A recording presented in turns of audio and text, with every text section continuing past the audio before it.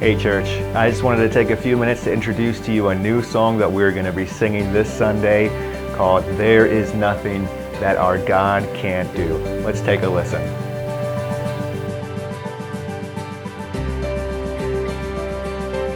There is nothing that our God can't do. There's not a mountain that He can move. Oh, praise the name that makes a way. There is nothing that our God can't do. In just one word, you hear what's broken inside me. In just one word, and you revive every dream. In just one touch, I feel the power of heaven. In just one touch, my eyes were open to see. My heart can't help but believe. There is nothing that our God can't do. As you know, this song is called There Is Nothing That Our God Can't Do. It's by the Passion Band. I'm very excited to be singing this song with all of you this Sunday. Now this song really talks about the omnipotence of God, that characteristic specifically of the God that we serve. And when we look up the definition of omnipotence, it is having unlimited power and the ability to do anything. And that is certainly true of our God, isn't it? He does have the ability to do anything that He chooses. You know, we see this clearly laid out through scriptures. In the first pages of the Bible in Genesis, we see how our God created the whole universe, everything that we can experience physically. He created that ex nihilo, out of nothing, which none of us can do, by the way. He created all of that in 6 days. He's also the God that parted the Red Sea for the Israelites to walk out of Egypt. He's also the God who gave us His divine law through the 10 Commandments. That's Him showing us His power, His ability to do anything that He chooses.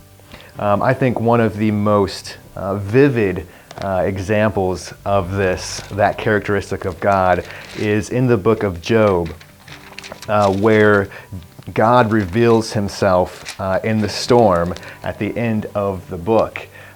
This is God revealing His power, His authority to Job. Let me just read just a few verses in chapter 38. This is God speaking to Job. He says, "Where were you when I laid the earth's foundation? Tell me if you understand. Who marked off its dimensions?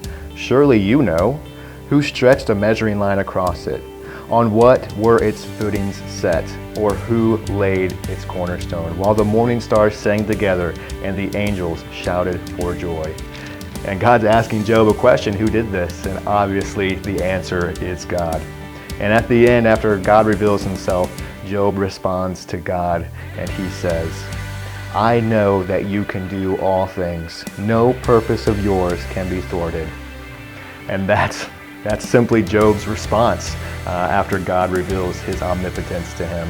And I think one of the other really amazing examples of God revealing His all-powerful characteristic is reading through the New Testament, reading about Jesus, God in the flesh, reading of how He did all these miracles for everybody to reveal His glory.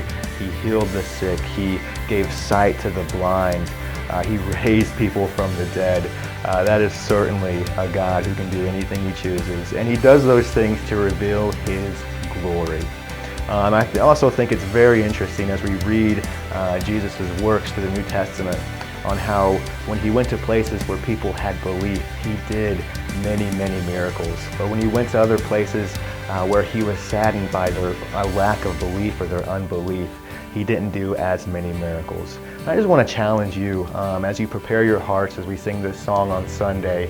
I want to challenge you just to ask the Lord if there's any places in your life where you may be lacking faith, any places in your life where you may need to surrender everything in that area of your life to God. And He is faithful when we do that. He is faithful to show himself as an all-powerful God, to restore the dead areas in our lives, to bring us back to life in those areas. He is certainly capable of doing that as a God who is omnipotent. So I'm very excited to sing this song, to share it with you this Sunday, and I'm expecting God to do great things as we worship together. I can't wait to see you there.